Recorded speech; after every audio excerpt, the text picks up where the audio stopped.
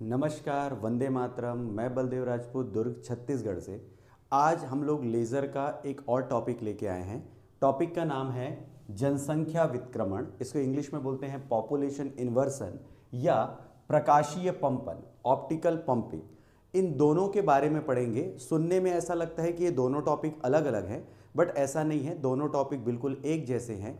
आज इस टॉपिक में हम लोग देखेंगे कि जनसंख्या विक्रमण मतलब पॉपुलेशन इन्वर्सन के लिए ऑप्टिकल पंपिंग क्यों जरूरी है। अगर दोनों एक साथ होंगे तभी आपको लेजर बीम प्राप्त होगी। तो चलिए शुरू करते हैं आज का टॉपिक। सबसे पहले अगर अपन डायग्राम के अकॉर्डिंग बात करें तो अगर मैं पहला डायग्राम लूं तो पहले डायग्राम में लिखा हुआ है कि मूल ऊर्जा अवस्था से परमाणु का उत्तेजित ऊर्जा अवस्था में पंपन या अवशोषण। मतलब ग्राउंड स्टेट से एक्साइटेड स्टेट में जब कोई एटम जाता है, नेचुरली जाता है, तो उसमें क्या होता है। मान के चलिए यहां से मैं ई नॉट जो है उससे ग्राउंड स्टेट मतलब मूल ऊर्जा अवस्था को बता रहा हूं। E1 जो है वो मेटा स्टेबल स्टेट या मित स्थायी ऊर्जा अवस्था कहलाती है और उत्तेजित अवस्था को मैं रिप्रेजेंट कर रहा हूं E2 से। यहां पे हम एक नया शब्द सुनते हैं, नॉर्मली हम जानते हैं, एक होता है आपका E0 जिसे हम लोग मूल ऊर्जा अवस्था बोलते हैं, दूसरा हम लोग जानते हैं E2 जिसे हम लोग उत्तेजित ऊर्जा अवस्था कहते हैं। यहां पर जो तीसरा लिया जाता है मेटा स्टेबल स्टेट, ये एक ऐसा स्टेट होता है जहां पर परमाणु जो है, एटम्स जो है वो ज़्यादा टाइम तक रुकते हैं। मतलब अगर उत्तेजित ऊर्जा अवस्था में जो बुक्स के अकॉर्डिंग उत्तेजित ऊर्जा अवस्था मतलब एक्साइटेड स्टेट में जो परमाणु हैं वो 10 टू दी पावर -10 सेकंड तक रुकता है, जबकि मित स्थायी ऊर्जा अवस्था में 10 टू दी पावर -3 सेकंड तक परमाणु रुकता है। तो यहां पर जो होल्डिंग टाइम है, जो रुकने का समय है, वो बहुत कम होता है, जबकि मित स्थायी ऊर्जा अवस्था मेटा स्टेबल स्टेट में एटम जो है वो ज़्यादा टाइम तक रुकता है। आप चाहें तो यहाँ से देख भी सकते हैं 10 टू दी पावर -10 बहुत कम समय होता है, जबकि holding time 10 to the power -3 उससे थोड़ा ज़्यादा होगा। तो चलिए देखते हैं कि जब कोई भी एटम ग्राउंड स्टेट में होगा, अपन मान के चलते 4 एटम हैं, ये 4 एटम ग्राउंड स्टेट में थे। इनको जब आप एनर्जी दोगे या ये कहीं से एनर्जी को अब्जॉर्ब करेंगे तो ये देखिएगा अलग अलग एनर्जी हमने लिया है और ये ग्राउंड स्टेट से कहाँ चला गया, एक्साइटेड स्टेट में। तो कहीं से भी अगर ये जो न्यूट्रल जो एटम है जो कि ग्राउंड स्टेट में है, उनको जैसे ही हम चार्ज देते हैं ये ग्राउंड स्टेट से कहाँ चले जाते हैं, एक्साइटेड स्टेट में, और यहाँ पर होल्ड करते हैं 10 टू दी पावर -10 सेकेंड तक। उसके बाद अपन देखते हैं, यहाँ पर देखेंगे जैसे ही अपन दूसरे डायग्राम में जाते हैं तो होता ये है कि एक्साइटेड स्टेट से ये मेटा स्टेबल स्टेट मतलब मित स्थायी ऊर्जा अवस्था में कब आएंगे, ये रहेंगे 10 टू दी पावर -10 सेकेंड तक। ये बहुत कम समय होता है, तो ये अपने आप किस में शिफ्ट हो जाते हैं, मेटा स्टेबल स्टेट मतलब मित स्थायी ऊर्जा अवस्था में सेट हो जाते हैं। तो यहाँ पे होता ये है कि जब ये ग्राउंड एक्साइटेड स्टेट से मेटा स्टेबल स्टेट में आते हैं तो सेल्फ इमिशन मतलब स्वतः उत्सर्जन होता है। मतलब यहाँ से जो एच न्यू फ्रिक्वेंसी का जो फोटोन है या एच न्यू ऊर्जा का जो फोटोन है वो ऐसे ही रिलीज हो जाता है, बट इनकी इंटेंसिटी तीव्रता बहुत कम होती है क्योंकि ये बहुत थोड़े समय के लिए होता है और इस पर कोई चार्ज नहीं रहता। तो ये जो 4 परमाणु जो ग्राउंड स्टेट से एक्साइटेड स्टेट में गए थे, थोड़े समय तक रुकने के बाद ये आ जाते हैं मेटा स्टेबल स्टेट में और यहाँ पर होता है सेल्फ इमिशन मतलब स्वतः उत्सर्जन। स्वतः उत्सर्जन से ये आ जाते हैं कहाँ, मेटा स्टेबल स्टेट मतलब मित स्थायी ऊर्जा अवस्था में। यहाँ पर इनके रुकने का टाइम है 10 टू दी पावर -3 सेकेंड। ये बहुत ज़्यादा टाइम होता है अगर मैं कंपेयर करूं एक्साइटेड स्टेट से। तो यहाँ पर आ जाने के बाद अगर मैं किसी भी स्टेट से, किसी भी पंपिंग, किसी भी मेथड से अगर इनको चार्ज दे सकूं तो मुझे एक्साइटेड स्टेट की आवश्यकता नहीं होगी और या आपका जो मेटा स्टेबल स्टेट है यहीं से मुझे क्या मिल जाएगा, लेजर बीम मिल जाएगा। तो मान के चलिए यहाँ पर जैसे 4 परमाणु हैं, इनको चार्ज देने के लिए या इनमें स्टिमुलेटेड एमिशन या उद्दीपित उत्सर्जन करने के लिए मुझे एक एच न्यू फोटोन ऊर्जा का एक इलेक्ट्रॉन या फोटोन बोल सकते हैं, एच न्यू ऊर्जा का एक फोटोन कहाँ डालना होता है, E1 मतलब मेटा स्टेबल स्टेट में। अब मैं किसी भी मीडियम से, इसके लिए जो सबसे ज़्यादा यूज़ किया जाता है जो मेथड, उसी को हम लोग बोलते हैं प्रकाशीय पंपन यानी ऑप्टिकल पंपिंग। यहाँ पर जो हुआ, यहाँ पर देखेंगे कि जनसंख्या में वृद्धि हुई, क्योंकि यहाँ पर जो एक्साइटेड स्टेट में जो एटम था वो कहाँ चला गया, मेटा स्टेबल स्टेट में, मित स्थायी ऊर्जा अवस्था में। अब देखेंगे तो यहाँ पर परमाणु बहुत कम होंगे, एक्साइटेड स्टेट में लेस देन परमाणु होंगे, लेकिन मेटा स्टेबल स्टेट चूंकि ग्राउंड स्टेट और एक्साइटेड स्टेट के ठीक बीच में है, तो इस कंडीशन पे यहाँ पर जो नंबर ऑफ एटम्स है वो ज़्यादा होते जाएंगे। इसका कारण क्या है, एक्साइटेड स्टेट से कहाँ आते गए, आपके मेटा स्टेबल स्टेट में, और यहाँ से ग्राउंड स्टेट से आप पंपिंग करना चालू किए। पंपिंग करना चालू किए मतलब प्रकाशीय पंपन, एक ऑप्टिकल पंपिंग से यहाँ पर एच न्यू ऊर्जा का फोटोन भेज रहे हो।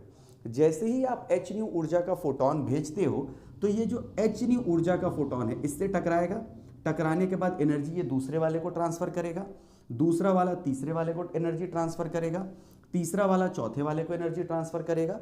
और चूंकि आपने ये एच न्यू ऊर्जा दी थी, तो एच न्यू ऊर्जा का जो फोटोन जब मेटा स्टेबल स्टेट में बाकी टर्म से टकराएगा तो उस कंडीशन में टकराने की वजह से क्या होगा, एच न्यू ऊर्जा का एक प्रकाश निकलेगा, एच न्यू जो एनर्जी बैंड है वो निकलेगा।